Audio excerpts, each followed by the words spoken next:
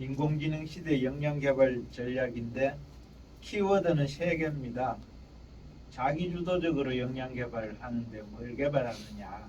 AI 리터러시하고 소프트 스킬 2가지다. 그런 얘기고요. 어제 자기 소개할 때 이렇게 한 장으로 나는 쉽게 해오는 줄 알았는데 엄청나게 많이들 정성 들여가 해왔대요.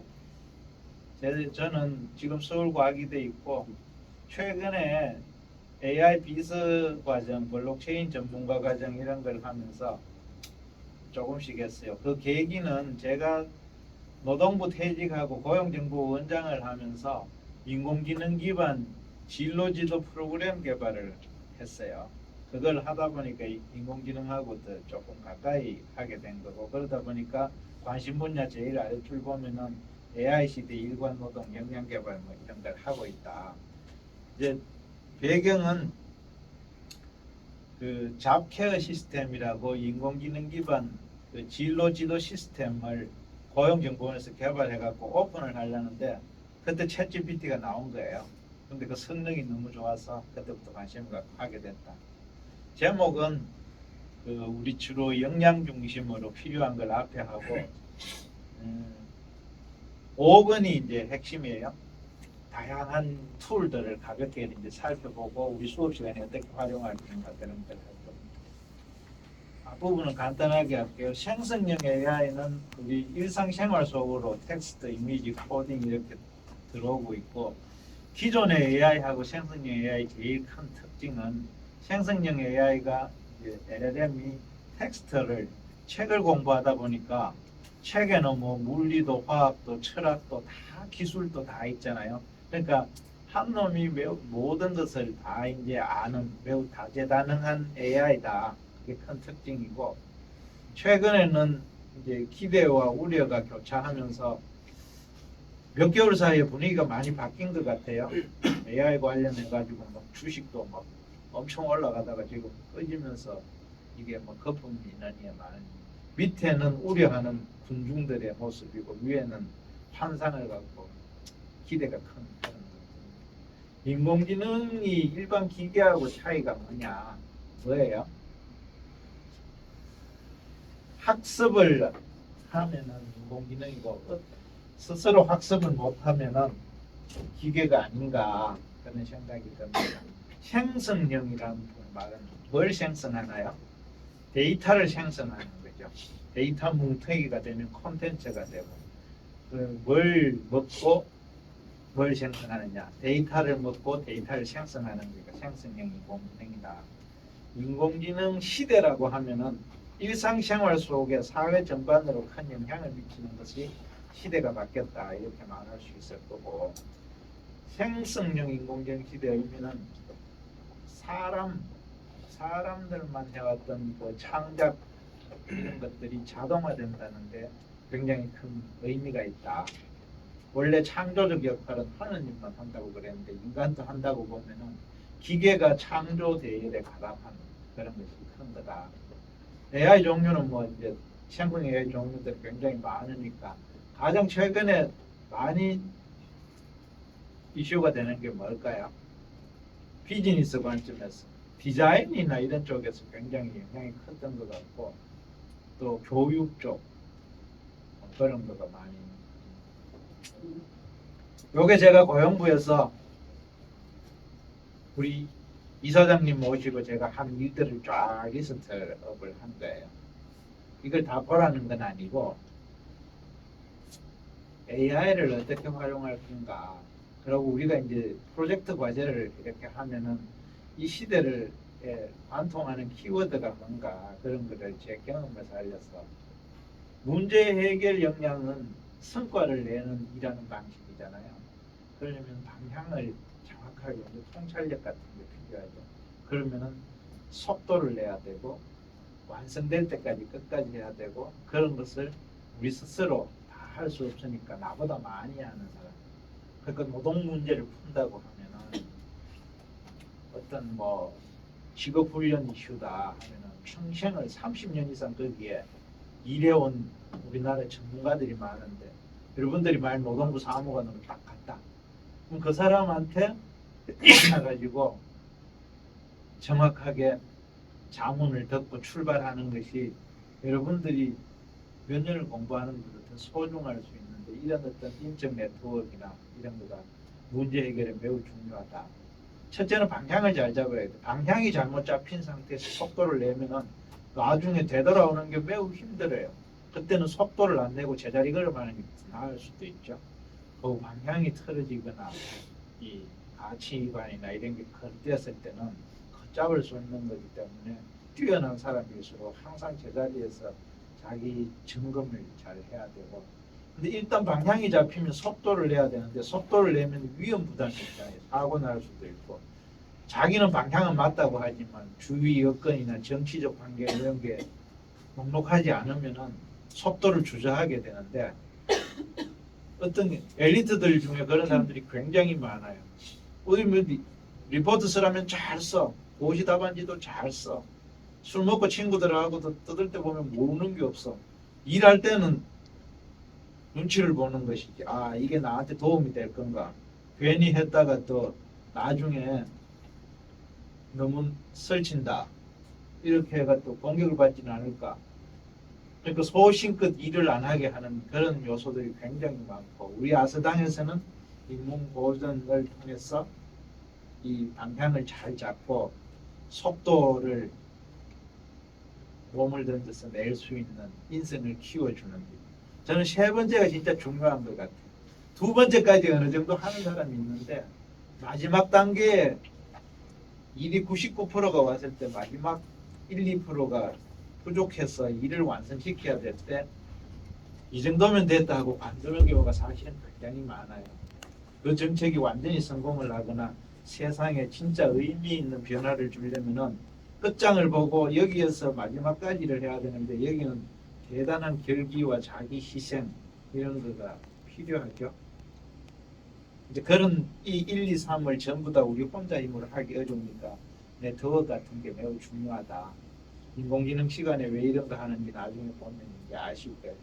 저는 이런 모든 것들이 옆에 책을 통해서 하기도 굉장히 어렵고 선생님이 늘 옆에 있는 것도 아닌데 이런 고비 때마다 생성형 AI가 훌륭한 파트너로서 우리 비서로서 네트워크를 보강하고 방향 수립에 브레인스토밍을 하게 있고 서로 자신이 없을 때 그러고 책임감이 흐려진다고 생각할 때 항상 우리가 그 필요한 걸 활용해 볼 수 있다. 우리가 유튜브 많이 쓰잖아요. 유튜브도 활용하는 사람에 따라가 천차만별이거든요. 자기가 관심 있는 것만 계속 하는 사람도 있지만 또 일정한 영역을 이렇게 카테고리를 정해놓고 정기적으로 정보를 리뷰하면서 활용하는 사람도 있고 뭐 매우 다를 거예요. 우리 AI도 활용법에 대해서는 우리가 문제 해결 역량을 키우는 다양하게 쓸 수 있을 거다. 그리고 이 사회를 보는 두 가지 변수를 저는 인구하고 기술 두 가지를 짚습니다. 저출생 고령화라는 것이 매우 큰 변화이기 때문에 이 흐름에 대해서 우리가 이해하지 못하면서 어떤 사회 문제나 우리 그걸 한다는 것은 굉장히 기업적인 걸 볼 수 있다. 그리고 인공지능이라는 기술의 변화 또 이것을 간과하고 또 사회를 봐서도 안 될 거다. 그래서 구조라는 인구도 늘 변화해 왔지만 구조적으로 변하고 있는 것이고 기술도 늘 급변해 왔지만 구조적으로 변하는 시기가 아닌가. 그럴 때 그러면은 인간의 욕구, 우리가 이제 경제를 움직이는 거는 수요와 공급에 따라 갖고 움직이잖아요. 수요는 사람이 이제 애가 작게 태어나고 인구수가 줄면은 수요가 급감해가지고 매우 비관적인 전망, 수축 사회 이런 말을 하잖아요. 그렇지만 인구수에다가 욕망을 곱해야 되는데 인간의 욕구가 원래 무한정이기 때문에 이 수요를 예측하기가 굉장히 어렵고 그래서 우리가 인간의 어떤 욕구 그것이 어떻게 변하는지를 인구 변천보다도 더 비중 있게 같이 보면은 여기서 수축 사회가 역동적 수축 사회가 될 수도 있다. 그래서 그 욕구를 잘 봐야 된다는 게 이제 인구 관련이고 그러면은 항상 욕구가 무한정하면 수요는 계속 발생하고 공급을 창출할 수 있으니까 저는 개인적으로 저출생 고령 사회를 너무 이렇게 양적인 측면만 봐서 보는 거가 굉장히 안 맞을 수 있을 거다. 그렇게 되면은 우리 공급 역량은 또 마찬가지예요. 지금 인구가 줄면은 수요도 줄지만 노동자 수도 주니까 사람들이 이제 어떻게 일할 사람이 있겠냐 그런 얘기를 할 수 있는데 그거는 기술이 이제 생산성을 커버할 수 있고 거기에서 기술과 교육 훈련과 사회 시스템에 따라 가지고 많은 변수가 있을 거다. 그래서 우리가 흔히 생각하는 AI가 일자리를 이제 다 대체하면은 실업자가 넘쳐날 거라는 말이 있거나 저출생이 임박해서 일할 사람도 없고 경제가 이제 다시 꼬꾸라질 거라는 이런 것들이 쉽게 말할 영역이 못 되는 것 같다. 그래서 그걸 여기 1, 2, 3으로 쭉 써놓은 거예요. 중요한 거는 새로운 사회 시스템을 어떻게 짜는가에 따라 가지고 옛날에도 뭐 중세도 카스트 이렇게 할 때 뭐 인구가 뭐 반토막도 나오고 했잖아요. 그 기술도 산업혁명 생기고 하면서 엄청난 격변이 생기고 옛날에 뭐 농업혁명 이럴 때 생겼을 때 얼마나 큰 변화가 있었겠어요. 그래서도 해왔는데 그때 중요한 거는 우리 이사님께서 강조하는 제도, 사회 시스템 이런 걸 우리가 어떻게 합의해서 설계하는가에 따라 갖고 매우 다른 미래가 있을 거다 그런 생각이 듭니다. AI 시대 일하는 방식은 한마디로 기계하고 전에는 인간이 혼자 4번 인간이 단독 수렵 사회 같은 데는 혼자 이제 멧돼지 잡으러 다녔다가 이제 도구를 사용해 갖고 쇠창살도 있다가 언젠가부터 인간과 기계가 분업을 했어요.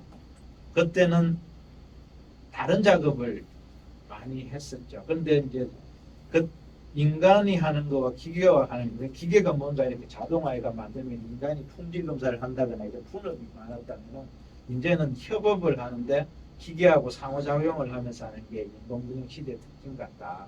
그러니까 비서하고 같이 일하면은 분업보다는 공동작업의 성격이 강한 거죠. 그러니까 일하는 방식이 앞으로 어떻게 바뀔 건가?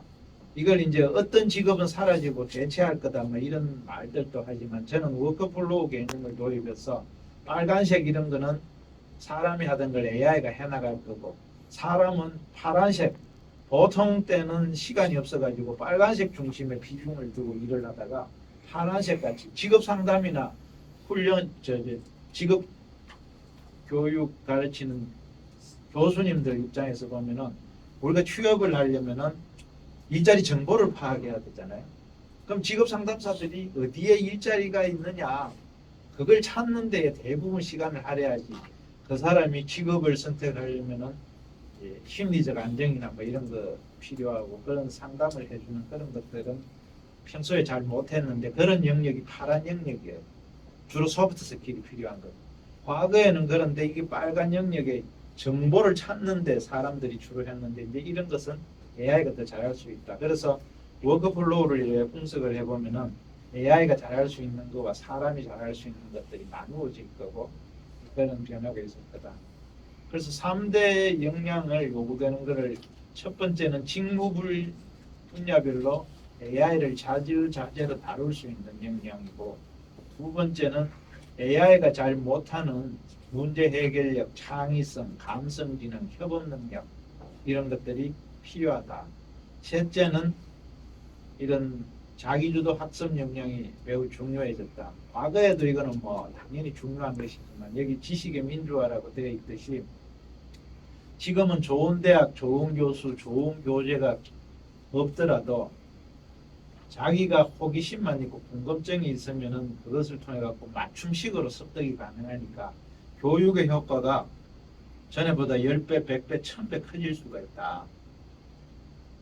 우리가 이제 맞춤식 수업의 특징 같은 거 수학을 예를 들어서 하잖아요. 어떤 애들은 초등학생인데 1, 2년 만에 대학원 박사과정까지 수학 실력이 이렇게 급속히 올라가는 애도 있고 누구는 고등학교 3학년까지 하더라도 사실 초등학교 5, 6학년 산수 수준에 머물러 있는 사람들이 있는데 우리가 학년을 같이 올려가면서 같은 교재를 쓰고 가끔 우열반 편성도 하고 하지만 그렇게 하면은 모르는 문제는 계속 모르고 잘하는 애들은 잘하는 문제를 더 빨리 푸는 연습을 하고 그 다음 단계로 못 나가고 그런 거가 이제 굉장히 비효율적인 교육 시스템, 지식 전달 시스템인데 그런 것들이 자기주도 맞춤 학습을 통해서 지식의 대폭발이나 급속한 전파가 있을 거다.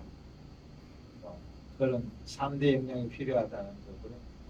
그러면 교육훈련 방식은 AI 기반 맞춤 훈련으로 전면 바뀌어야 되고, 우리가 하는 문제중심 학습. 제가 서당에 지금 또 남아있는 이유는 이런 거를 같이 여러분들하고 하고 싶어서 남아있는지도 모르겠습니다. 세 번째가 자기주도 평생학습. 평생학습은 대학원에서 프로젝트를 해야 된다. 여러분들이 지금 대학원에 온 거예요. 그런 우리가 필요한 교육훈련 방식이라고 생각하는 거예요. 달라질 역량교육은 전에는 적은 지식, 회기식, 주입식으로 했다면 앞으로 많은 지식을 맞춤식, 대화식, 우리가 소크라테스 대화법, 부처님도 다 대화법. 옛날에는 2500년 전에 모든 성인들은 맞춤식, 대화식으로 다 지식을 전수했죠. 그러니까 예수님이나 부처님이 말씀하신 거 보면은 질문을 누가 어떤 식으로 하는가에 따라서 말씀이 다 달라요.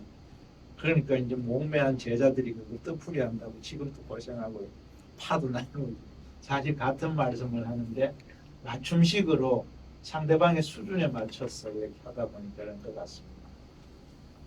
전에는 인간 스스로 모든 일을 처리했는데 이제 기계하고 협업해서 인간이 질문하고 답을 잘 하는지 답변 검토하면 AI 비서가 열심히 한다. 근데 얘는 밤새워서 일하고 짜증을 안 내니까 이제 질문을 잘하고 하면은 생산성이 엄청 높아지죠. 과거에 필요한 지식, 역량은 지식, 기술, 하드 스킬 중심이었다면 이러한 상당 부분들을 AI보다 더 많은 지식을 인간이 더 빨리 찾아내갖고 체계적으로 정리하는 것은 이제 거의 불가능할 거예요. 다만 자기가 AI를 잘 활용을 못해서 그럴 수는 있지만 어느 정도 수준까지의 지식, 그러니까 일반적으로 그 각 분야에 뛰어난 인간, 상위 한 80%, 90% 수준까지는 AI가 더 잘하는 것은 명백한 것 같아요. 기술 분야도 상당히 그렇고. 그러면은 그 나머지 1, 20%를 커버하는 거는 질문을 우리가 잘 하고 AI 리터러시를 갖춰갖고 AI를 충분히 그걸 8, 90%는 AI로 통해갖고 신속하게 자기가 활용하고 나머지 AI가 못하는 소프트 스킬 부분, 창의성이나 이런 것을 우리가 집중 개발해야 그 사람의 역량이 커질 거다. 그러니까 두 가지가 필요한 거죠. 질문 잘하는 인간 되려면 어떻게 해야 돼요? 어디에 와야 돼요? 아름다운 서당에 와야 됩니다. 아서당에서 책 많이 읽고 아서당에서 깊은 철학적 사유를 하고 삶에 대해서 성찰하고 전문 분야에 대해서도 학습을 하는데 이때는 AI를 집중으로 활용해야 돼요. 앞부분에 또 굉장히 도움을 줄 수가 있어요. 그런데 얘는 잘못 활용하면 굉장히 문제가 많을 수도 있다는 걸 제가 최근에 생각을 많이 해요. 작년 초만 여름까지만 해도 저도 챗GPT에 너무 흥분을 해서 애들한테 많이 쓰라고 했는데 작년 2학기 서울과학의대 수업하면서부터 회의가 들기 시작하던데 이제 올 상반기에 그러니까 굉장히 이 앞부분도 굉장히 유용하지만 잘 써야 된다. 그 부분을 나중에 좀 더 얘기를 할게요. 획일적 주입식 교육이 적응형 플랫폼 교육으로 우리가 이제 게이미피케이션 내지는 역할극 이런 걸 강조하는 거는 우리가 어제 PBL에 대해서는 많은 시간을 할애를 못했는데 지식은 이게 경험으로부터 체화되는 것을 PBL에서는 중요시 하잖아요. 자기가 뭐 사고 체험이든 실제 체험이든 자기가 생각해 보지 못했거나 경험하지 못한 것을 누구 하는 말을 듣고 자기가 완전히 이해해갖고 행동으로 옮기는 거는 굉장히 인간으로서는 사실 벅찬 것들이거든요. 아주 타고난 뛰어난 사람이 아니면 자기가 체험하지 않고 이해할 수 없는 영역을 한두 번 듣고 이해해갖고 자기 걸 만드는 게 굉장히 어렵기 때문에 이런 적응형 교육 이런 것이 매우 중요하다는 거죠. 과거에 이제 이 학생이나 구직자에 대해서 유형별로 서비스하던 걸 전국민 초개인화하고 여기는 우리 그 진로 지도에 초점을 두고 한 겁니다. 취업 지원보다는 역량 개발이 중요하고 지금 취업을 앞둔 사람들이 있다면은 어떤 앞으로는 직장 자주 바뀌잖아요. 그러면은 직장에 대해서 지금 어떤 데 취업하느냐 그거 못지않게 평생 역량 개발 전략을 나름대로 갖고 있는 게 중요하고 그것을 누구의 도움을 받아서 하기보다 자기 스스로 어떻게 할 건지 로드맵을 갖고 살아가는 게 매우 중요한 것 같다. 그래서 진로지도 교수 같은 경우도 처음부터 먼저 모든 걸 학생들한테 이제 제시하기보다는 스스로 자기 주도적으로 AI를 이런 걸 잘 활용해서 활용해보고 진로를 설계해보고 하도록 하고 그것이 부족할 때 퍼실리테이터로서 추가로 도와주면 좋다. 그런 것들이고요. 청년들이 이제 스스로 이것을 자기 주도 역량 개발을 하려면 동아리하고 커뮤니티 같은 이런 활동을 많이 하고 인공지능 튜터를 각자 한 개씩 만들어주면 좋겠다. 자기만의 그 튜터, 분야별 튜터를 줄 수도 있어요. 인문 고전용 AI 튜터, 내지는 AI 보조자를 두고 프로젝트 베이스로 하는 AI 챗봇을 하나 만들어 놓고 철학을 좋아하는 사람은 쇼펜하우어 하나 만들어 놓고 심심하면 쇼펜하우어하고 대화하고 근데 그거를 하나 만들어 놓고 그 채팅방을 바꾸지 않고 한 달 동안 계속 질문을 한 10,000개 정도 해놓으면 걔가 어떻게 될까요? 진짜 쇼펜하우어하고 똑같은 질문도 학습이라는 게 따로 있는 게 아니고 질문을 반복적으로 하고 정확한 데이터를 PDF 같은 걸 계속 집어넣고 이걸 읽고 다시 말해봐. 너는 이런 건 좀 잘못한 것 같은데 이거 검색해갖고 다시 대답해봐. 이런 식으로 하면 얘가 학습이 돼가지고 굉장히 성능이 좋은 챗봇을 만들 수 있다. 이게 이제 제가 말하는 그 챗봇들이에요. 요거로 눌러 들어가면은 제 블로그가 잡퀘어 플러스라는 게 있는데 들어가 볼래요? 전국의 직업 상담사들을 위해서 제가 챗봇을 만들어 놓은 것 같고 공개한 거고요. 제 블로그에. 두 번째는 전국의 직업 교육 훈련 교사들 용으로 훈련 프로그램 짜는 거 뭐 그런 것들이고 세 번째는 우리의 사랑하는 노동부 후배 사무관들을 위해서 야 장차관님이 뭐 이런 정책 검토해보라 그러면 챗GPT한테 제목만 넣어라 그러면은 초판을 만들어주는데 사무관 5년차 정도 실력은 된다. 그래서 우리는 요걸 문제 하나 보겠습니다. 여기 보면은 정책 설계 보시라고 해서 저는 모든 제가 챗봇을 한 그 챗GPT 유료 버전으로 2명 쓴다고 하니까 거기 왜 마이GPT 있잖아요. 많이들 만들어 봤어요? 저는 그 한 20개 정도 만들어 갖고 쓰는데 그 중에 한 개가 정책 설계 보시고 그걸 소개해 주려고 하는 겁니다. 어떤 과제를 탁 입력을 하면은 이제 여기에 경제사회사항, 이해관계자, 개선 목표지를 필요자원으로 구체적 정책 대한 성과지표 모니터링, 피드백 핵심을 자기주도 학습, 종합 재검토 이런 단계를 거친다. 이게 뭐 정책학에서 행정대학원 이런 데서 가면 정책 설계할 때 가르치는 순서예요. 그대로 공무원들이 정책을 만들면 이런 순서로 하니까 하는 거고 그걸 가지고 여러 가지 정책을 뭐 인공지능 관련 어떤 정책을 수립할 수도 있고 인공지능 시대 일과 노동의 변화, 저출산 고령화 이슈 여러분들이 과제할 때도 뭐 이런 걸 활용해도 되죠. 요거 하나만 볼까요? 나중에 블로그에 비슷한 거 많이 있으니까 시간 나면 궁금한 사람 봐도 되고 우선 한 개만 딱 보겠습니다. 제가 입력한 거는 이 12자입니다. 인공지능과 직업상담의 미래. 그렇게 하면은 10가지 답변을 혼자 스스로 해나갑니다. 인공지능과 직업상담 미래에 대한 시장 경제 상황 분석하면 인공지능 시작 상황, 경제 상황, 사회 상황 이렇다. 그럼 2단계로 이제 넘어가서 다음에는 인공지능과 직업상담 미래가 이해관계자는 누구냐? 정부, 뭐 기업, 고용주, 교육기관 이런 사람들이 있고 협력을 하려면 이런 사람들하고 이런 식으로 한다.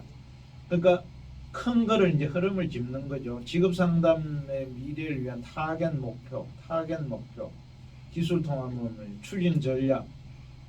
그러니까 공무원들이 인공지능 시대가 다가왔을 때 이제 직업 고용 서비스 전략 이런 걸 어떻게 짜야 되느냐. 이제 그 주제에 대해서 AI가 이렇게 훈수를 주는 거예요. 왜 그런가 하면 우리 사무관들이 그런 쪽에 대해서 평소에 자료도 별로 없고 외국의 선례도 별로 없고 할 때 브레인스토밍을 처음에 이제 초안을 할 때 이런 걸 한다는 그런 의미입니다. 4번 재정적, 인적, 기술적 데이터 이런 어떤 자원을 동원하고 확보 방안은 이렇게 한다 제시를 하는. 여기에서는 원래 시나리오에 없던 걸 제가 추가 질문을 했어요. 챗GPT가 다양한 출처의 데이터 수집을 해야 된다고 하는데 그럼 다양한 출처의 데이터 수집 방법을 더 말해보라 하면은 공공 데이터, 교육 데이터, 기업 데이터, 온라인 데이터 뭐 수집은 이렇게 하고 API 및 데이터 인터페이스를 이렇게 해갖고 하라 이런 얘기를 합니다. 그러면은 또 공개 API로 수집할 수 있는 데이터와 API 주소를 검색해와라 하면은 이렇게 해가 고용정보원에 뭐 이런 걸 이렇게 해와요. 그러면 누구를 이렇게 링크해갖고 고용정보원의 데이터셋하고 연결도 시켜주고. 그래서 큰 질문을 10개 있고 중간에 보조 질문을 한 10개 정도 해가 20개 정도 하면은 그 친구가 어떤 정책 보고서를 제한된 시간에 이거를 초안을 우선은 토의용으로 만들려면은 4시간 만에 만들어야겠다. 이걸 일주일이나 뭐 혼자 한 달 해도 사실은 제대로 만들기가 쉽지 않죠. 짧은 시간에 옛날 같으면 일본 책하고 뺏기던 것을 이제 챗GPT한테 시켜가지고 외국 거 하고 자료 검색하고 뭐 이렇게 해갖고 초안을 러프하게 짜놓고 토의하면서 보완 방향을 짜고 그러면은 역할을 나눠가. 우리가 프로젝트 과제를 할 때도 이런 식으로 저는 해야 된다고 생각해요. 큰 틀을 만들어 놓고 너는 그럼 여기에 심층적인 것도 맞고 너는 요걸 더 하고 이렇게 살을 붙여갖고 하면 좋다. 그런 게 이제 챗봇의 어떤 기능입니다. 그 다음에 5단계 구체적인 정책 대안은 이런 식으로 뭐냐 하니까 뭐 이렇게 프로그램을 짜고 뭐 시장 이행 절차는 이렇게 하고 이런 식으로 합니다. 그 다음에 정확도 높은 추천 시스템을 개발해야 된다고 위에 얘기를 해서 그걸 더 구체적으로 설명해 달라고 하니까 데이터 품질 양성, 뭐 기계 학습 이런 식으로 약간 전문 용어가 들어가면서 이제 좀 상세하게. 처음에는 얘가 이제 분량 제한이 있기 때문에 굉장히 간략하게 답하고 넘어가려고 하는 것을 추가로 구체적으로 설명하라고 하거나 뭐 이런 식으로 해서 깊이를 더할 수 있고 검색해가 오라고 해서 할 수 있다. 6단계는 직업상담 서비스 성과지표 평가 모니터링 방안 그런 것도 이렇게 하면 비슷하게 나오고. 그 다음에 7단계 직업상담 서비스 인공지능 기반 직업상담 서비스 피드백하고 개선 방안 뭐 이런 거. 그 다음에 8단계 AI 기반 상담 서비스 추진 과정상 예상 애로사항 모든 정책의 막판에 거의 성안하면은 거기에 집행이나 설계할 때 애로사항들이 이렇게 있습니다. 그런 걸 한 번씩 더 확인을 이렇게 하고 그 애로사항을 돌파하는 방법들까지 이제 설명을 애들이 했죠. 인공지능이 지금 미래 자기주도 학습 그러니까 8단계까지 했는데 이런 것을 내가 스스로 더 실력을 키우고 더 좋은 정책을 하려면 어떻게 해야 되느냐. 그러면은 자기주도 학습을 하려면은 이런 걸 하고 요런 키워드로 한글과 영문 자료를 검색을 해봐라. 이렇게 친절하게 또 제안을 해요. 그거 보면 AI 커리어 카운셀링이라고 키워드를 줬는데 그걸 검색해서 학습 자료를 한번 찾아보라 하면은 또 룰루라를 잘 찾아요. 한글로 이렇게 하면 또 한글로 열심히 또 찾아요. 그러니까 이거를 뭐 사실 다 읽어볼 필요는 없고 큰 흐름을 보면서 설계하는 방향을 영입할 때 이런 것들을 하면은 큰 걸 놓치지 않는 거고 거기서 깊이 들어갈 때는 이제 추가 질문을 하면서 하면 좋다. 마지막이 굉장히 중요해요. 이게 리플렉션 기법이라고 해서 지금까지 너가 답변한 그 모든 거를 정책 전문가 입장에서 부족한 부분을 네 스스로 찾아봐라 이렇게 하면은 얘가 이제 룰루랄라 뭐 제가 이런 말을 했는데요 이런 게 좀 더 잘하면 좋겠네요 하는데 이때부터는 이제 다시 질문을 해가 너 부족한 걸 너가 아니까 처음부터 다시 1번부터 보완 방안을 제시해야 하면은 처음부터 다시 도는 거예요. 이걸 한 2턴 정도 하고 나면은 우리가 내가 말한 통상의 전문가의 80~90% 수준까지는 여기에서 한번 걸러주는 것이지. 거기서 우리가 스스로 통찰력을 이끌어낸 거예요. 그때부터 자기 거를 이제 만드는 거예요. 그러면은 엄청난 게 나올 수 있다. 근데 이게 잘못 활용되면은 앞에 그것만 해도 자기가 아는 것보다 너무 좋거든. 뺏기기에 급급하고 여서 그만하자 이렇게 생각하면은 AI를 사용 안 하는 것이 낫다. 왜? 자기 두뇌 개발에 도움이 안 되고 의존병이 생기는데. 이걸 그래서 제가 전번 학기 하고 난 뒤부터 요즘 강의를 별로 안 합니다. 이걸 하니까 악용이 될 소지가 더 많은 거야. 이런 걸 보여주면 좋네요. 교수님 그 프롬프트 좀 줘요. 이 10개 프롬프트 보여줄까요? 이거 어떻게 만들었을까요? 두 사람은 만들어 봤으면 알죠. 요 답변서의 첫 줄이 사실 뒤집으면 질문서예요.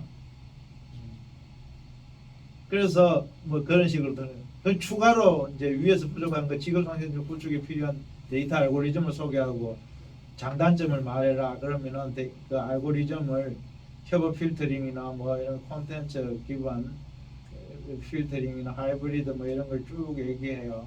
그럼 잘 모르면 저걸 이제 추가로 더 물으면 되고, AI 기반 상담 필터를 구축하고 운영하고 전문성이 갖춘 직원이 부족하고 뭐 업체도 잘 안 되는데 내부 역량 강화 어떻게 하냐 하면은 뭐예요.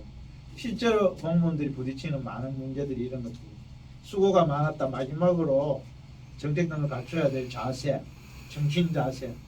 그걸 내가 후배들한테 강의해주고 싶은 거. 나한테 이제 원장님 AI 시대에 우리 뭐 먹고 살아요 그런데 왜 나한테 묻냐. 내가 다 알잖아. 내가 이만큼 가르쳐주기가 어렵다. 질문법이 그렇게 중요한. 그리고 우리 여러 가지 질문법을 얘기하지만 뭘 해라 하지만 자기가 그 문제에 대한 엄청난 열정을 갖고 있고 창의적 사고를 할 줄 알고, 응? 사유의 깊이가 있는 만큼 프롬프트가 나오지. 그것을 그냥 기술적인 거 몇 개 배운다고 해가 훌륭한 질문을 할 수 있는 건 아니다. 그래서 여러분들은 아즈단을 너무 잘했다. 인공지능 시대에 인간의 사유 능력을 높이는 게 필요하다고 지원 동기에 선 사람 손 들어봐요. 없어요? 김민지 알았어? 수학이가 나왔어요. 김민지가 그렇게 썼어. 저도 비슷한 거 썼고 한 서너 명이 그 비슷한 걸 썼던데 너무 잘 오셨어요. 우리는 진짜 이런 걸 많이 해야 된다. 그래서 AI 활용을 어떻게 해가 효율적으로 학습할 거냐. 사실 여기에 전 지금 모든 것을 설명한 것 같아요. 이 질문셋을 얼마나 잘 만드는가에 따라 가지고 완전히 자기 스스로 자기 주도적 학습의 수준이 완전히 달라질 거고 다른 경지에 가가 있으리라고 저는 생각을 합니다. 제 그 블로그에 보면 그런 몇 가지들이 허접한 것부터 꽤 정교한 것까지 굉장히 다양하게 되어 있다. 요 질문셋을 어떻게 만들었느냐.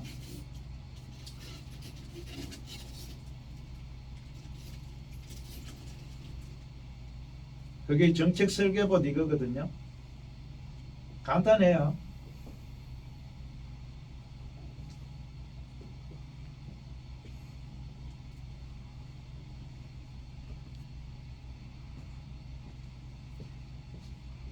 롤 시스템 주어진 입력에 따라 이 10단계 처리를 순서대로 이게 이제 일반 우리가 그 코딩 할 때 그 프로그램 짤 때 그 순서대로 질문을 약간 구색만 갖춰가 주는 거예요. 사진 찍어도 좋아요. 다음 처리로 진행하기 전에 작업을 멈추고 피드백을 요청해라. 안 그러면 한꺼번에 10가지 질문을 다 때려 넣으면 얘가 10가지 질문을 요약해서 짧게 퉁 쳐버리니까 깊이 있는 답변이 절대 안 나와요. 그러니까 한 질문을 2 과제 매 단계 처리 시마다 번호를 붙여라고 하고 이 과제 때 상황을 심층 분석해라 하는데 그 상황을 제대로 분석을 못하면은 요런 거를 검색해서 제대로 분석해. 이런 것을 넣어갖고 다시 분석해갖고 1단계가 완성됐을 때 2단계로 넘어가는 거예요.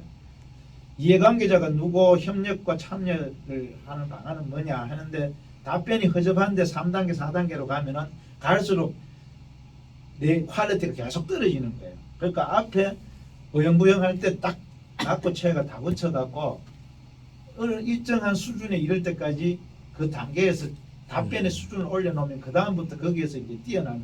특히 철학적인 거 이런 것들은 영어로 질문하면 훨씬 깊이가 있는데 한글로 하면 아무래도 이런 애들 그것을 얘가 헛소리를 좀 하고 뭐 공자, 노자, 장자의 사상을 비교해봐 하면은 뭐 한비자 우리 뭐 세계급 배우잖아요. 처음에는 뻔 블로그에 있는 초등학생 수준으로 이렇게 쓰는데 그걸 전문 용어를 섞어가면서 이런 관점에서 뭘 해라 이렇게 몇 개 멘트를 달려가 하면은 얘가 철학 교수만큼 이제 똑똑해지는데 그 다음에 이제 거짓말 못해가지고 진짜 다음 세대의 철학 교수들이 쓸 법한 설까지도 가설까지도 막 만드는 것 같이 뭐 그런 식으로 이게 그 단계별로 질문을 이렇게 나누고 중간에 피드백을 줘갖고 그 답변의 수준을 높여갖고 10단계까지 끌고 가고 10단계에서는 처음부터 다시 부족한 걸 너 스스로 리플렉션 해갖고 다시 다듬으라 해갖고 이렇게 몇 번 다듬어 주면은 그래갖고 나와갖고 그것을 워드 프로세스로 2000자 분량으로 요약을 해봐. 그러고 다운로드 받기 좋게 파일을 해. 이렇게 명령을 주면은 그래갖고 과제를 내면은 교수가 도저히 알 수가 없는 내가 그걸 가르쳐 주니까 우리 애들이 이제 날 속이기 시작하는데 나도 이제 모르겠는 거야. 그래서 야 이제는 챗GPT 보고 뺏겨놓으면 무조건 감점한다 말이야. 근데 여기는 학점 주는 데가 아니잖아. 하면 돼. 우리가 아스당에 겨울 캠프 때 막판 되니까 처음에는 내가 이런 걸 해도 애들이 잘 사용을 안 하더니 그 에세이집을 보면 챗GPT스러운 게 7개 들어있어요. 한번 나중에 보세요. 정윤이는 하나도 챗GPT 안 뺏긴 사람. 아예 쓰지도 않더라고. 쓰면 좀 좋은데 누구는 많이 의존했는데 최종 보내보니까 좀 바꿨더라. 그때 시간 내에 5개 채우고 빨리 끝나갖고 맥주 한잔 해야 되는데 그러니까 대충 하고 이제 하고 작품집 내려니까 이제 창피하니까 싹 고쳐놨어요. 제가 다 보입니다. 근데 이런 거를 정교하게 하려면 그쪽 분야에 굉장한 전문성이 없으면 사실상 중간중간에 질문샷을 날릴 수가 없어요. 공부 많이 해야죠. 여기에서는 자유롭게 우리가 그런 방법을 터득하면서 프로젝트를 했으면 좋겠다. 인문고전도 전에 이현숙 교수님 저렇게 제일 앞에 와 있는 거는 교육캠프 때인가 제가 애들 에세이 써온 거 챗GPT가 검토하는 게 제 챗봇이 있어요. 초보를 이렇게 검토하면 한 7, 80%는 걸러. 나는 20%만 이렇게 걸러주면 돼요. 그러니까 뭔가 기성정결 논리 구성이 꼬이거나 표현이 중복되거나 오탈자 있는 거 이런 거는 귀신같이 잡아내잖아요. 근데 그런 거는 여러분들 스스로 챗봇을 만들어 갖고 걸러 갖고 사실은 제시해야 되는 거라고 난 생각을 해요. 교수가 그 이사장님이 도저히 코멘트 해줄 수 없는 페이퍼를 내는 경우가 있다고 어제 말씀하셨잖아요. 그런 거는 사실 도움을 받아도 되는 것이죠. 그런데 그 질을 높이려면은 그 다음 단계는 못하는 거다.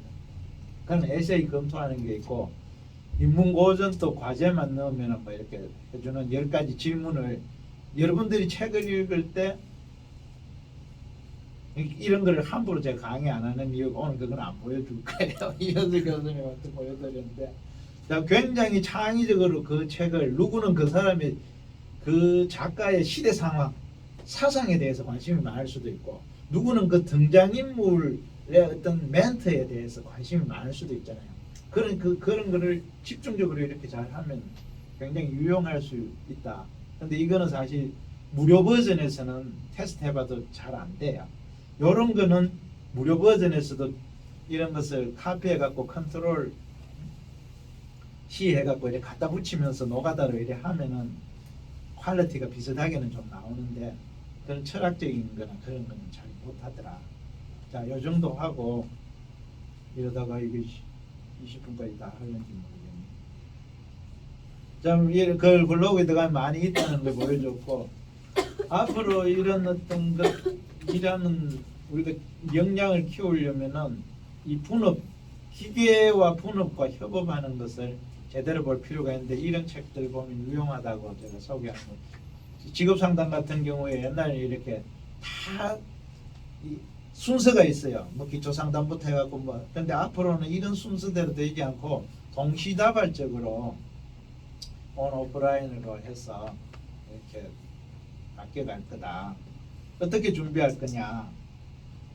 제가 말했듯이 일자리 같은 거 쉽게 안 줄 수도 있고 직무가 이제 바뀌는데 자기 주도적으로 소프트 스킬, AI 리터시를 키우고 해야 된다. 사용법이 매우 중요하다. 우리가 해야 되는 일은 이제 본질만 남고 형식적이고 한 것들은 AI가 대부분 하지 않겠냐. 질문 잘하는 사람, 그런 거는 호기심, 이해관계. 우리가 질문 잘하는 방법을 터득하려면은 여러분들은 여러분들이 제일 절실한 걸 가지고 연습을 하면은 질문을 다 잘하게 되겠죠. 그렇지 않은 것 갖고 연습하면은 호기심이 발동이 안 되고 이해관계가 있기 때문에 들어도 금방 까먹어버려요. 그럼 수업 시간에 그런 것을 좋은 프로포트를 만들어 갖고 제가 금방 했듯이 중간 샷이 사실 제일 중요한 거예요. 아까 10개는 비슷하게 만들 수 있는데 중간 질문하는 것들 그런 걸 공유하면서 하면은 좋을 것 같다. 쉬운 것부터 단계적으로 접근하고 요거는 이제 제가 지금까지 말한 것을 이제 언론에 기고하거나 뭐 논문 쓴 것들이니까 나중에 시간 되면은 이 파일 공유되죠? 네, 여기서는 못 보는데 이 클릭하면은 원문으로 다 링크가 되거든요. 앞에 그것처럼. 요거는 제 생각이기도 하고 제가 퇴직하고 난 뒤에 정병섭 전 노동부 차관님이 이사장을 하고 계시는데 후원만 하다가 끌려왔다 하는 게 신문이 크게 나가 공개적으로 밝혀졌습니다. 저는 봉사정신이 좀 약합니다. 겁이 많아요. 선배가 막 그러면 끌려와갖고 서당 잘했다는 걸 보여주려고 여러분들이 AI 시대에 진짜 뭘 해야 되나 이런 생각이 들 텐데 나는 제가 지금 내년에는 어떨지 모르겠어요. 지금 화학 뭐 전공자들 뭐 이런 거를 AI가 그 스스로 시뮬레이션을 하고 뭐 그렇게들 하잖아요. 심리학 개발하고 그런 것들이 유튜브나 블로그 대덕 연구단지 박사들 그 단톡방 이런 데 보면은 엄청나게 각 분야별로 이런 게 진도가 빨라요. 교육 쪽에는 지금 AI 교과서 이런 식으로 하지만 사실 내가 말했던 이런 식으로 지금 많은 분야의 교육의 혁명적인 변화가 난 있는 것 같다. 근데 우리 정규 교육 과정에서 그런 거 하는 게 굉장히 어려우니까 여기 우리 프로젝트 과정이나 이런 과정에서 이 뜻을 잘 살펴서 우리가 잘 활용하고 필요하면 그런 소모임을 만들어 가지고 그 프롬프트를 교환하고 단톡방에서 그렇게 하면 좋겠다는 생각이. 이런 건 참고하시고 여기 보면 번역, PPT, 이미지, 영상 뭐 이런 거 대표들 해놨는데요. 지금부터 12가지 분야에 대해 가지고 툴을 간략하게 소개를 할게요. 주로 이제 뭐 작곡하고 이런 것들이 쭉 있는데 다 할 수는 없고 그 제 블로그 제일 처음에 보면은 여기서부터 있는 것을 PPT로 링크 걸어놨어요. 여러분들이 클릭만 해들어가면은 각 그 13개 분야에 그 유튜브 한 30개 정도 링크 걸어놨고 막 가급적이면 짧은 걸 걸었어요. 한 10분 그 AI 툴로 활용. 첫째는 AI 툴을 잘 찾아가 잘 쉽게 베스트 AI 툴 포 땡땡땡 이렇게 검색을 하면 돼요. 영어로 검색하면 더 좋아요. 한글로 검색해도 좋고 유튜브, 구글, 코파일럿, 퍼플렉스티, 제미나이, GPT-4 등에서 이렇게 검색을 해들어가면 쫙 나오는데 그 중에 뭐 많이 보이는 거 아무거나 쓰면은 다 잘해요. 두 번째는 동영상 같은 거는 릴리스 AI에서 요약을 하라 그러면은 러시아로 된 거든 중국어로 된 거 1시간짜리, 2시간짜리를 요약을 잘 해줍니다. 그래서 요즘은 학습을 유튜브에서 많이 하는데 영어로 된 긴 유튜브 그런 것 중에 퀄리티 높은 걸 찾아내 갖고 요약을 해서 하는 게 굉장히 효율적이다. 영어로 된 자료는 크롬, 구글, 유튜브 등에 자동 번역 기능 다 있잖아요. 아까 저 노래 나오는 거 크롬 자동 번역을 하듯이. 그래서 이건 영어를 거부감이 있어. 나 중국어 몰라, 나 인도네시아 몰라 하더라도 쓸 수 있다. 수시로 AI를 활용하려면 프롬프트를 잘해야 되는데 이것도 똑같이 베스트 프롬프트 포 땡땡땡으로 검색하면은 구글에 막 엄청나게 많은 프롬프트 모음집들이 굴러다녀요. 그래서 그런 식으로 해가 GPT로 텍스트 프롬프트를 작성하고 이미지, 영상 작곡, 이미지, 그림을 잘 그리고 영상을 잘하고 작곡을 잘하려면 우리가 화가가 되거나 작곡가가 되거나 영상 전문가가 되지 않으면 그 프롬프트를 만들 수가 없어요. 아게 정책 설계보고서를 하려면 나같이 30년 정책을 해보지 않은 사람은 그 중간에 그 프롬프트를 이렇게 하기가 어렵잖아요. 근데 그걸 어떻게 하느냐? 우리가 그렇다고 그림은 잘 그리고 싶은데 지금부터 원근법이나 이런 걸 할 수는 없잖아요. 그거를 챗GPT한테 내가 이런 그림을 그리고 싶어. 응? 너가 전문 화가 입장에서 프롬프트를 짜봐 이렇게 하면은 원근법 이런 거 뭐 각도 뭐 조명 이런 걸 다 해갖고 프롬프트 잘 짜주니까 챗GPT에서 프롬프트를 짜게 하고 그걸 가지고 이미지 만드는 AI, 영상 만드는 AI에 갖다 붙여갖고 하면은 그림의 퀄리티가 확 올라간다. 이 굉장히 큰 노하우예요. AI 분야별 즐겨찾기를 이제 인터넷에 프롬프트, 연구, 번역, 데이터, 이미지, 영상 뭐 이런 걸로 요건 내가 나중에 보여드릴게요. 여러분들이 노트북의 책갈피를 어떻게 관리하는가에 보면은 옛날에는 컴퓨터에 우리 직원들이 파일 관리 어떻게 하는지 보면 이 친구가 일을 얼마나 잘하는지 거의 알 수 있어요. 그죠? 여러분들 노트북 책갈피를 보면은 알 수 있죠. 거기 진짜 중요한 것만 돼 있을 수도 있고 허접한 것만 돼 있을 수도 있고 그런 관리를 잘하는 것도 계속 키워가는 게 중요한 것 같다. 잘하고 계실 거예요. 다양한 커뮤니티 활용하는데 요즘은 책에서 이걸 배우는 것은 불가능하죠.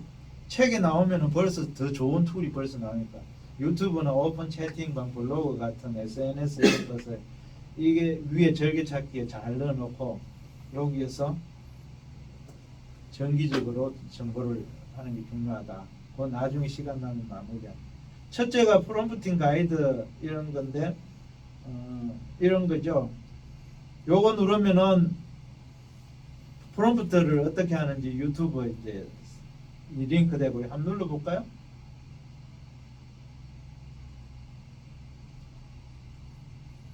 여러분, 챗GPT는 100% 실력이고 혹시 알고 계셨나요? 챗GPT는 얼마나 잘 쓰냐에 따라서 답변의 퀄리티가 엄청 크게 달라집니다. 오늘은 그러니까 이런 식으로 눌러가 보면 된다는 걸 보여드린 거고 그래서 이제 제가 소개하는 거는 이런 거예요. 프롬프트 가이드 AI라는 이런 홈페이지가 있어요. 여기 가면은 프롬프트를 어떻게 할 건지에 대해 가지고 아주 기초적인 것부터 최근에 아카이브에 있는 논문까지 업데이트를 쫙 해주고 최근에 하는 그 파인 튜닝이나 렉이라고 해서 검색 정강 엔진 이런 거 고급 기술까지도 그 미국의 빅테크 기업이런데 현직에 있는 애들이 이렇게 업데이트 시키고 이런 것들이 있어요. 그래서 이런 걸 더 전문적으로 하고 싶은 사람들은 보면 좋다. 그래서 이제 첫 페이지에 그걸 했는 거고 두 번째는 그러니까 질문법이 이제 매우 중요하니까 이제 첫 번째로 그 질문법을 찾아 그걸 구체적으로 제가 이제 강의할 때 쓰는 거는 요 한 페이지예요.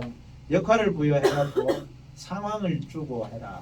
구체적으로 질문하고 명료하게 답문을 하는데 특히 세 번째가 중요해요.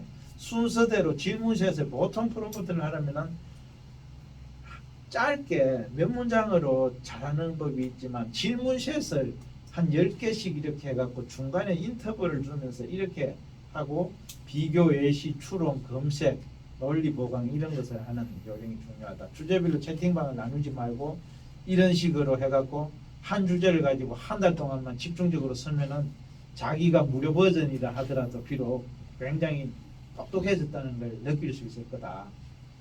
이건 굉장히 사실 이걸 실습을 하려면 이거 한 1시간쯤 하면은 그 실력이 확 올라갈 수 있는데 잘 안 한 사람들은 자기가 평소에 그 과제하고 할 때 했던 데에다가 그런 걸 염두에 두고 좀 채팅방을 주제별로 딱 픽스를 시키고 꼬리에 꼬리를 무는 식으로 해가 셔틀을 만들어 갖고 이런 거는 백지에 이렇게 프롬프트를 손으로 써갖고 논리적 우리가 그 에세이 쓸 때 기승전결이 그런 게 명확해야 되듯이 질문할 때도 순서가 있어야 돼요. 큰 질문을 먼저 하고 좁혀서 이래 나가야 돼. 왔다리 갔다리 이렇게 하면 얘가 헷갈려 갖고 추론할 때 횡설수설하게 된다. 그러니까 그 꼬리를 롤리 순서대로 쫙 세트를 10개를 한다 하면은 생각나는 대로 막 해놓고 순서를 다시 재조합하고 질문을 통합하기도 하고 분해하기도 해갖고 그 10개 질문시에서 아, 이 정도면은 내가 알고 싶은 거를 얘한테 탈탈 털어낼 수 있겠구나 할 때 그걸 프롬프트로 픽스시키고 아까처럼 이렇게 쫙쫙 질문을 해나가면은 지금 평소에 여러분들이 그 나왔던 퀄리티보다 많이 나아질 거다. 너무 믿지 말고 없는 것도 잘 만드는데 난 이런 거가 이 친구의 장점 같아요. 헛소리를 잘하니까 굉장히 창의적인 대답. 헛소리 잘하는 애들이 창의적이잖아요. 그러니까 얘가 헛소리 잘하네, 엉터리네, 나는 못 쓰게 이렇게 하면은 이미 AI에 대해서 잘못 의존하겠다는 심산이 있네. 나는 이 자식 헛소리 너무 잘하니까 너무 재밌네. 이렇게 해갖고 자기가 그 취사 선택할 수 있는 역량이 있는 사람만 이걸 써야 되는 거야. 자기가 끌려다닐 정도 되면은 쓰면 안 되는 거지. 그러니까 AI가 잘한다 못한다고 말하는 거는 큰 의미가 없다. 도구인데 도끼를 여러 가지 세트가 있는데 자기가 잘 활용하면은 무딘 도끼 갖고도 큰 나무를 쓰러뜨릴 수 있는 거고 또 잘 되는 거 괜히 잘못 맡기면 발등 찍기도 하는데 발등 찍는 활용을 하면 안 된다. 생각을 정리하고 다재다능한 특히 내 전문 분야에 대해서는 내가 더 많이 할 수 있지만 내가 전혀 잘 모르는 분야에 이렇게 융합을 해갖고 뭔가 알을 만들어낼 때 매우 유용하다. 여기 김진영 교수님이 할 때 네이버 하정우하고 같이 만드는 거라고 작년에 단톡방에 돌려다니고 유용하면 그거 하면은 딱 쓰고 안 그러면은 쓰지 마라. 점진적으로 고도화해라. 점진적으로 고도화하라. 이게 굉장히 큰 포인트. 이게 읽어도 무슨 뜻인지 잘 모르는데 그런 식으로 하면 좋다. 두 번째는 이제 퍼플렉스티 어제 얘기했는데 여기에서 나중에 보여줄게요. 우리가 이제 일반 검색 AI를 탑재한 검색 엔진 중에 가장 파워풀한 거고 논문은 저는 사이스페이스를 그동안 많이 설명을 했는데 이 논문 관련 사이스페이스가 어떻게 쓸 건지 이런 거 있고요. 네 번째는 영상을 요약하는 그러니까 1시간짜리 이제 영상을 뭐 이렇게 다 우리 볼 수가 없잖아요. 좀 이따가 제가 이제 보여드릴게요. 이건가? 샘 알트먼이 MIT 총장하고 1시간 동안 올봄에 한 거를 이렇게 요약을 쭉 했는데 굉장히 좋아요. 그래갖고 그 중에 중요한 포인트 대부분 아는 거잖아요. 특히 그 자기 관심 있는 분야에 뭐 유튜브 보면은 90%가 이미 아는 거고 그거를 자기가 필요한 것만 탁 찾아내는 거가 이게 굉장히 사실 지루하잖아요. 그리고 이렇게 보고 그 부분만 딱 눌러갖고 그 장면만 원문으로 직접 읽어본다거나 이렇게 해보면은 좋다. 뭐 그런 거를 이제 보여주는 겁니다.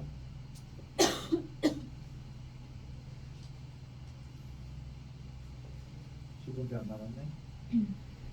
노트북 LM이라는 거 구글에서 나왔고 한국에는 이제 한 달 반 정도 전에 했는데 이거는 대외 보안이 지켜지는 거예요. 이것도 좀 이따 보여줄게요.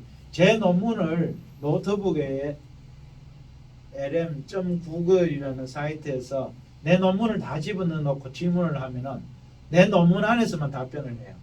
지금 변호사들이 이걸 많이 쓰는데 상대방의 그 주장 있잖아요. 그거를 법원에서 다 자료를 받아갖고 노트북 LM에 다 집어넣고 저 자료의 허점 나는 이런 식으로 공격을 하고 싶은데 그 자료의 허점을 찾아내라 하면 각 자료의 허점을 다 찾아갖고 해주는데 근데 이거는 대외에 다 그러니까 교수들 같은 경우도 자기가 평생 쓴 논문 100개를 거기 다 때려 넣어놓고 내 언론에 이런 주제로 기고문을 하나 쓰려고 한다 그러면은 자기가 평소에 쓰던 원인과 논리로 그대로 기고문을 써주는 거예요. 그게 노트북 LM이고 좀 이따 보여줄게요. 저도 몇 개 테스트 해봤는데 성능이 꽤 괜찮아요. GPT-4 데이터 분석 이거는 우리가 뭐 전국의 취업, 구인, 구직, 시도별로, 월별로 이런 걸 집어넣으면은 데이터 분석 구인 구직을 그래프도 그리고 뭐 데이터 분석도 해줘요. 번역은 디벨이 제일 좋고 여러분들 그 300페이지짜리 PDF 이런 거를 통으로 번역해 주는 거 알고 있어요? 구글 데스크탑 버전에 가면은 문서 번역 기능이 있거든요. 그런 걸 쓰면 된다. 이게 모르면은 눌러서 보면 돼요. 지금 번역 버전 중에 제일 좋은 거는 여전히 디벨이 지금 제일 나은 것 같긴 해요. 뭐 클로드도 각각 차이가 있으니까 지금 말하기는. PPT는 감만 많이 쓰고 최근에 미리 캔버스가 감만만큼이나 많이 쓰는 것 같습니다. 제 지금 이 템플릿은 100% 감마 템플릿을 사용하고 있습니다. 감마에 제목만 넣으면 저출산 고령사회 한 줄 딱 넣으면 8페이지로 공짜로 PPT를 딱 만들어 가지고 멋있게 줘요. 근데 내용이 좀 부족해. 그건 어떻게 하느냐? 챗GPT한테 집어넣어 가지고 챗GPT 보고 템플릿 만들어 가지고 템플릿은 감마에 활용하는 그런 방법도 있고, 그러다가 자기가 평소 갖고 있던 저출산 고령 관련 우리 첫 그 세미나가 그거잖아요. 저출산 고령과 관련해가 여기저기 논문을 막 찾아. 그러고 인터넷도 막 찾아. 그래갖고 어디 노트북에 이러면 그걸 다 집어넣는 거야. 그러고 난 뒤에 내가 이런 내용으로 한번 발표를 해보고 싶어. 지금 이거 다 참고해갖고 정리해봐. 이렇게 하면은 잘할 수도 있다. 너무 많이 알려줘. 그러니까 여러분들이 인문 고전에 집중하고 프로젝트는 요령껏 잘 하세요. 나하고 할 때는 이현숙 교수님하고 할 때는 그렇게 잘 안 돼요. 그 이현숙 교수님 보니까 굉장히 철학적으로 깊이 들어가니까 챗GPT 사용해갖고는 흉내 내기 좀 어려울 것 같은데 제 거는 되게 쉬워요. 그 다음에 그림 그리는 그 MS 디자이너가 이제 달리 서리를 공짜로 쓸 수 있으니까 이런 거 하면 좋고, 이렇게 말하는 게 영상은 버루나 젠서리를 주로 쓰는데 버루로 한 거 나중에 시간 되면 보여줄게. 이번에 아스당 그 뭐죠? 그 홍보 영상 내가 만들었는데 버루로 만들어갖고 편집했어. 다음 20기 모집할 때는 여러분들이 만들어요. 내가 지금 나이가 말이야 지금 아스당의 제일 젊은 교수라고 해도 환갑 지나고 한참 지났는데 내가 이게 브루로 영상 만들어야 되나? 여러분들이 하세요. 18기 나빠서 만들으라니까 안 만들고 뭐 예? 해놓고 한 거야. 음악 작곡 수노 뮤지야. 이게 12번이 사실 굉장히 지금 깊이 지금 오픈소스 모델들 뭐 많이 나온다 그러고 하잖아요. 그것들이 이제 플랫폼에 막 올라가면서 뭐 여러 가지 재미난 것들이 많이 있는데 이거는 너무 나간 거니까 나중에. 지금까지 한 거를 제가 퇴직 직전에 뭐 잡지사하고 한테 자료를 줘갖고 인터뷰한 것은 참 좋고 많이 잘 쓰라는 거고요. 되게 쉽습니다. 요 정도로 하면서 이제 박수 칠 때는 아니고 이제부터 본격적이에요. 자, 내 책갈피를 보여줄게요. AI 비서하면은 주로 많이 나오는 게 챗GPT부터 콜랩, 구글, 콜랩. 이 중에 이제 전에 유료 버전으로 쓰던 것도 꽤 있는데 요즘은 형편이 어려워서 다 단절하고 2개만 남겨놨어요. 이게 가랑비 옷 젖는다고 하나하나씩 좋다고 누르기 시작하면요 꽤 나가고 요즘은 그래서 AI 안 하는 게 제 목표입니다. 이런 거 디벨 여기 있죠, 감마 있죠, 클로드, 코파일러 여기까지 쓸만합니다. 여기가 오픈 소스고. 그 다음에 분야별 AI인데 학습 정보 일반에 가면은 여기에 이제 국내외 이재현 박사라는 이 양반이 우리 단톡방에 아주 중요한 정보를 하도 많이 주셔가지고 여기 있죠. 이런 것들 자료에 되는데 프롬프트하고 렉 기술은 프롬프트 엔지니어링 아까 제가 얘기했죠. 이 홈페이지 그리고 뭐 이런 것들을 많이 발표. 논문 검색은 아까 제가 말한 퍼플렉스티나 사이스페이스 볼까요?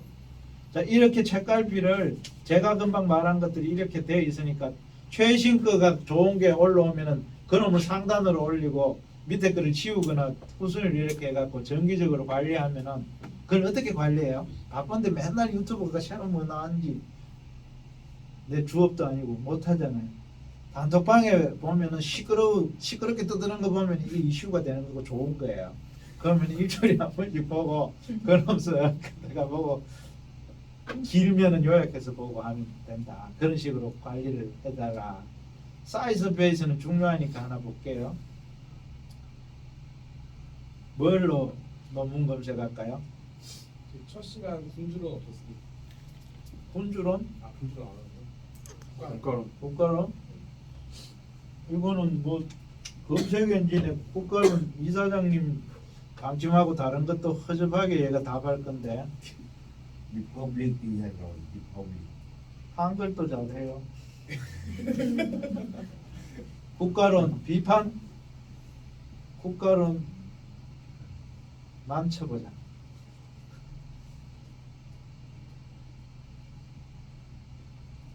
그런데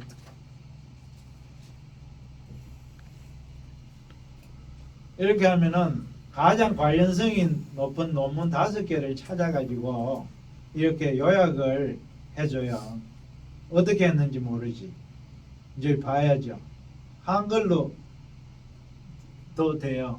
코리안 HIJK 뭐라고 했나? 얼마나 허접한 다양한 학술제에 탐구된 플라톤의 국가론은 정의와 이상사회를 어떻게 이상적 국가론을 그리고 어쩌고저쩌고 공동선이 어쩌고저쩌고 하면서 막 써놨네요. 그 여기서 나오는 이 5가지 논문이 이거 보면은 뭐 인용 수도 있고 PDF 원전도 있고 국가론을 주제로 한 이제 논문들을 이렇게 소개해놨어요. 사회정치 철학은 정의와 분업을 강조하고 나이지리아의 7가지 거버넌스 의지의 명. 나이지리아에서 플라톤 국가론 갖고 뭐 이제 써놨나 보네. 아이 참 별거 다 나오네. 그래갖고 이게 더 누르고 싶으면은 10개, 20개 계속 있고요.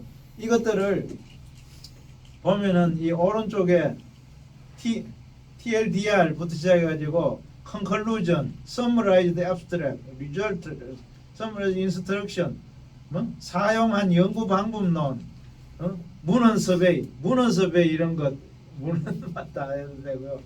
뭐 그래갖고 연구의 한계, 핵심 여기서 뭐 학문적 기여 찾아낸 거, 향후 연구 과제 부족해갖고 퓨처 리서치 이런 거 해갖고 이걸 누르면은 이 5개 이거를 이렇게 왼쪽에 이렇게 클릭을 하고 하면은 비교해가 도표로 해가 이런 걸 쭉 보여주고 하는 그런 거예요. 요거는 석박사 과정 하기에는 좀 어려운데 학부생들 리포트 쓰기에는 딱 좋아. 요 정도만 하면은 A0는 그냥 받겠더라고. 그러면 뭐 인터넷도 찾아가 인터넷이 굴러다니는 오픈된 논문들이 대부분. 그리고 이거를 이제 시기를 제한해가 최근 거 중심으로 해라. 한글로 된 것만 하라 이렇게 하면 조금 하는 거고. 제가 아까 논문 거 10개 뭐 이래 보였는데 그거는 챗GPT 유료 버전에 가면 그렇게 많이 쓸 수 있는 것도 있지만 그게 아니더라도 무료로도 상당한 수준 서비스가 되니까 여러분들이 찾아보면 돼요. 퍼플렉스티도 아까 한번 봤는데 이게 퍼플렉스티 같네요. 아 이거 프롬프트 가이드 아까 그거 설명한 거고 퍼플렉스티가 어디 갔지? 여러분들이 숙제에 그걸 과제할 때 쓰려면 이것도 한번 해볼 필요가 있는데 뭐가 있을까요? 저출산 고령화였습니다. 저출산 어떻게 해서 할 것인가? 톨스토이의 성장을 말하다. 저기 이번 자소서에 이거 쓴 사람 이것도 김민지 같은데 왜 없는 애게 자꾸 나와. 내가 자소서를 보고 내가 이거 강의하려고 요걸 한 거야. 톨스토이 성장을 말하다는 요 사람 요 서경준 교수 그때 그 면접 때 얘기했잖아요. 그러니까 내가 퍼플렉스티에 난 서경준이가 누군지도 모르고 톨스토이가 성장을 말하다는 책도 없는데 이게 무슨 소린가 하고 넣어 보니까 이 서경준 교수 그걸 이제 해갖고 나오고 그러더라. 다른 거 뭐 보라고? 한국의 정치 지도자 고스반 있네. 미네르바스 그 교육 원칙 알려줘. 4분 이상 연속하여 말할 수 없다는 규정이 있다는데 그거 좀 찾아라 했는데 이거 못 찾더라고요. 그러니까 이제식이 찾을 건 뭐라 그러냐면 미네르브스 교육 원칙은 혁신적이고 학생들 주요 원칙은 다음 것 같습니다. 100% 온라인에서 학생들 교수 활발한 활동 어떤 미네르브스 그 학습 지도 방식이 돼 영어로 검색하라니까 또 이렇게 하고. 그리고 여기 보면은 이제 영어로 검색하라고 하면 이렇게 5개를 이렇게 보여줘요. 그리고 이렇게 누르면 미네르바 유니버시티 홈페이지도 있고 뭐 미국 것도 있고. 그리고 나 영어 못하니까 이렇게 번역 이렇게 눌러갖고 쓰고 하면은 그냥 구글 검색하는 거 이런 거보다는 훨씬 낫다. 한번 써봐라. 이제 그런 얘기고 최근에 오픈 AI하고 구글에서 AI 기반 검색 도입하려고 지금 경쟁이 치열해졌으니까 검정 가기 전에 굉장히 검색 쪽에 논문 검색을 포함한 지금 검색은 그 웹에 있는 검색만 하잖아요. 그게 논문 검색에다가 이미지 검색까지 멀티모달로 해갖고 이걸 검색을 하면은 우리가 지식에 접근하는 경로가 굉장히 이제 획기적인 진전이 있을 거다. 저는 그렇게 봅니다. 다음 분야별 AI의 번역은 하게 뭐 그런 게 그 이미지도 얘기했고 영상 요약, 뮤직 이런 식으로 관리를 하라. 그리고 블로그에 그런 거를 이렇게 집어넣어 놔가지고 제가 강의할 때 이걸 일일이 다 못 보내주니까 이런 식으로 했다. 그러면은 거의 다 했죠. 데이터 분석 같은 거죠. 이게 데이터 분석, 구인구직 이런 부분들을 안 봐도 되겠죠? 네. 시간이 많이 지어갖고 자 그럼 그래프 잘 이거 어디 해놨는데 내가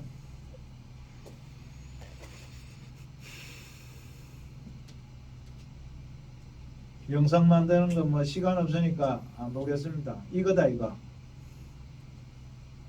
이게 내가 엑셀 데이터를 넣고 구인구직 취업 현황 이거를 그냥 파일만 탁 집어넣고 가만히 있으면은 지가 알아가지고 엑셀 파일을 먼저 살펴보겠습니다 하면서 뭐 이런 자료가 있네요 하는데 얘가 제대로 봤는지 안 봤는지 내가 5개 행을 가져와 봐 이렇게 하면은 처음에 거짓말 하던 놈이 정신을 바짝 차려갖고 5번째 줄을 찾아갖고 오는데 숫자가 맞는지 확인해야 돼. 얘 거짓말 잘하거든. 숫자로 거짓말 할 때는 진짜 깜짝 같아요. 진짜 요즘은 이걸 이제 챗봇에서 인터넷에 검색해가 한국의 경제 성장률을 인터넷으로 검색해갖고 63년부터 최근까지 연도별로 그려봐. 일본 거하고 비교해봐. 그러면 지가 그려요. 그런 식으로 매일매일 바뀌고 있다. 여기 보면 이제 지역별로 어떠냐, 뭐 시도별로 어떠냐, 뭐 겨울은 어떠냐, 뭐 상관관계가 어떠냐 하면 그림을 쫙쫙 그리면서 지가 이렇게 했는데 요거는 5급 이상 사무관 임원들, 공기업 임원들 대상으로 제가 데이터 분석을 전혀 모르는 사람을 위해서 입으로 데이터 분석하는 방법. 여러분들 직원들을 불러갖고 시키듯이 챗GPT한테 그대로 넣으면 이렇게 분석해 준다고 강의한 자리에 그런 거를 할 수 있다. 뭐, 요 정도 하고 시간이 많이 됐으니까 마치겠습니다.